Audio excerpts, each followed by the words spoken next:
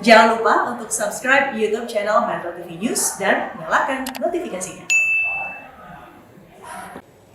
Pemirsa, langkah TNI menurunkan baliho ilegal menuai pro dan kontra. Namun dalam Undang-Undang TNI, membantu Pemda dan Polri menjadi salah satu tugas pokok TNI. Apakah ini bisa menjadi dasar hukum langkah TNI menertibkan baliho? Untuk membahasnya kita terhubung dengan anggota Komisi 1 dari fraksi Partai Golkar, Dave Laksono. Selamat pagi Pak Dave.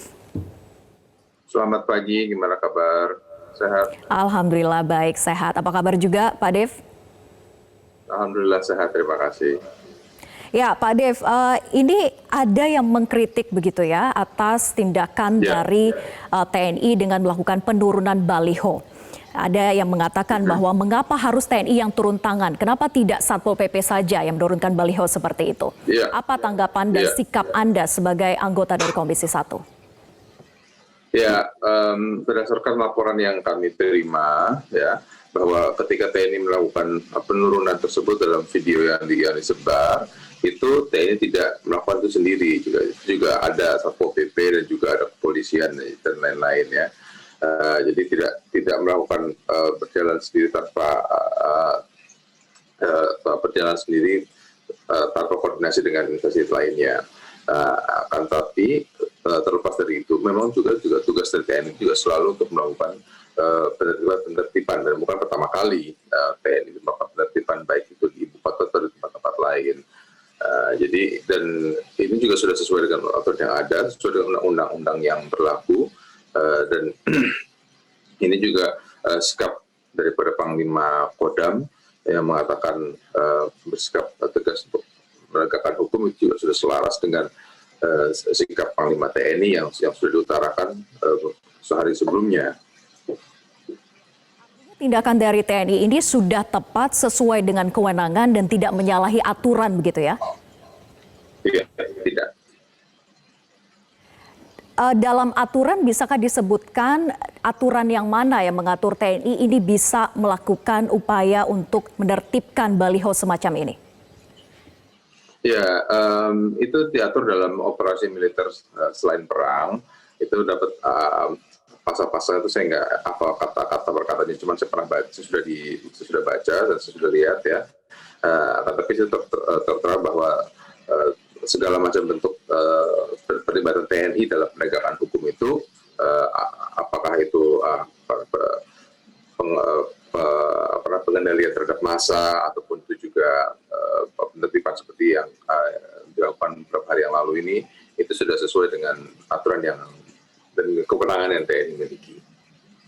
Ya, tapi kalau Anda lihat sebetulnya seberapa tinggi urgensinya dan daruratnya kondisi saat ini sehingga TNI harus turun tangan, karena sebelumnya kita tahu bahwa penertiban baliho ini juga sudah dilakukan oleh Satpol PP maupun juga pihak kepolisian. Ya, itu kemarin sudah juga dikatakan bahwa pernah berapa kali baliho itu diturunkan oleh Satpol PP, akan tapi besoknya dinaikkan lagi. Ya, ini untuk menunjukkan bahwa TNI ini solid dengan pemerintah pusat ataupun daerah dalam penegakan hukum, dan juga TNI juga sudah melihat ada pandangan bahwa terlalu banyak ataupun ada kemungkinan bisa menyebabkan sesuatu hal yang bisa meningkat menjadi eskalasinya lebih tinggi. Gitu. Walaupun sekarang itu masih bersifat baliho, mungkin dalam pandangan TNI, ya, dan juga melalui asesmen intelijen dan lain-lainnya, bahwa ini perlu ada peredaman agar tidak terlalu melebar untuk menjadi hal-hal yang mungkin tidak dapat dikontrol kalau kemudian harinya. Ya, kemudian setelah dilakukannya upaya penurunan baliho, ini ada pernyataan dari Pangdam Jaya yang sifatnya terdengar bernada ancaman begitu, yaitu untuk membubarkan FPI. Apakah menurut Anda hal ini tidak berlebihan? Ya, seorang panglima TNI, Panglima Kodam itu tidak akan mengeluarkan satu statement tanpa satu pertimbangan yang panjang sebelumnya. Jadi sikapnya itu sudah diakses dengan secara detail oleh boleh banyak asisten-asisten ya, karena dia memiliki asisten teritorial, asisten dan macam-macamnya ya, asisten intel yang memberikan masukan yang cukup dan juga sehingga harus membuat sikap ataupun statement yang begitu kuat. Baik, tapi kalau dilihat dari pernyataan ini cukup tidak untuk memberikan gertakan ataupun juga ancaman agar di kemudian hari tidak kembali ada ormas yang melakukan kerumunan massa? Ya kita lihatlah dalam ke depan ini masih ada nggak yang melakukan hal seperti itu. Kalau masih ada ya berarti harus ada tindakan yang lebih keras lagi dari seluruh aparat hukum, apakah baik TNI, Polri ataupun yang lainnya. Bila tidak ya berarti itu sudah cukup untuk mengendalikan situasi. Tindakan yang lebih keras itu seperti apa ya contohnya Pak Dev? Ya tergantung apa misalnya masih melakukan kegiatan massa ya berarti harus kegiatan pemusatan massa yang sangat padat ya, yang melibatkan ribuan orang ya berarti ya harus turun untuk membubarkan gitu. Atau melakukan tindakan hukum lainnya. Baik, artinya dari secara keseluruhan Anda lihat bahwa tindakan dari TNI saat ini sudah tepat sesuai dengan jalur. Kemudian bagaimana dengan pihak pemerintah daerah sendiri? Perlukah juga harus setegas TNI? Tentunya. Apalagi kan ini semua berawal karena kita masih dalam dalam pandemi, ya, di mana satu-satunya cara untuk menghentikan peredaran daripada virus ini yaitu dengan tidak adanya pengurumunan massal. Nah, ya bila masih ada hal seperti itu ya dibutuhkan satu sikap tegas dari baik dari kepala daerah ataupun dari aparat hukum untuk melakukan penghentian terhadap hal tersebut. Baik, ini kan tentu sudah menjadi presiden buruk begitu ya, baik dari kepala daerah DKI Jakarta maupun juga Jawa Barat. Ada tidak pesan yang ingin Anda sampaikan kepada kedua kepala daerah ini agar di kemudian hari tidak ada lagi kerumunan massa dan tidak sampai menjadi contoh yang buruk dan diikuti oleh wilayah lainnya? Ya, tentu saya berharap, saya yakin kepala daerah yang ada di Jakarta ataupun di Jawa Barat semua itu adalah yang mampu, adalah yang terbaik, dan sehingga mengerti akan segala macam persoalan dan permasalahan, sehingga bisa mengatasinya, dan juga saya berharap untuk terus melakukan koordinasi dengan seluruh aparat keamanan, apakah TNI ataupun Polri ataupun instansi lainnya, agar bisa melakukan crowd control yang lebih kuat lagi, yang lebih tegas lagi, sehingga tidak ada lagi kerumunan, sehingga tidak muncul atau tidak terbentuk klaster-klaster baru lagi. Baik, di kemudian hari juga kita harus memastikan bahwa tidak akan ada lagi baliho-baliho yang dipasang dengan nada kontroversial yang mengundang perpecahan dari masing-masing masyarakat.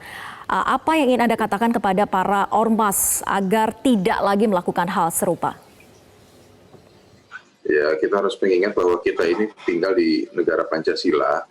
Kita ini harus saling menghormati dan menghargai pandangan masing-masing. Jangan sampai kita itu terlalu kuat, terlalu keras menyatakan pandangan kita atau pemikiran kita atau keyakinan kita hingga menyebabkan kebencian ataupun perpecahan antara sesama anak bangsa. Di situasi di mana persatuan dan kesatuan kita selalu diuji, jangan sampai kita itu jatuh ke dalam suatu jurang yang dapat memecahkan kita, memisahkan kita, dan yang sulit juga tidak mungkin lagi disatukan. Jadi itu yang harus ada kedewasaan dari semua pihak.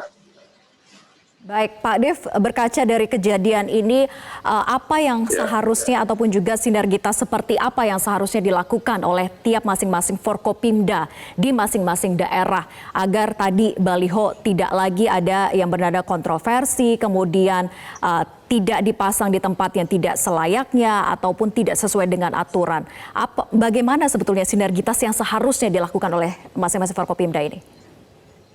Ya, tentu harus ada komunikasi yang intens dengan seluruh tokoh masyarakat, ya, baik tokoh agama, tokoh pemuda, dan baik juga tokoh-tokoh masyarakat lainnya, agar komunikasi yang terjalin dan juga tidak ada kesalahpahaman dan ada terjadi saling pengertian, ya, pendekatan humanis itu harus diutamakan.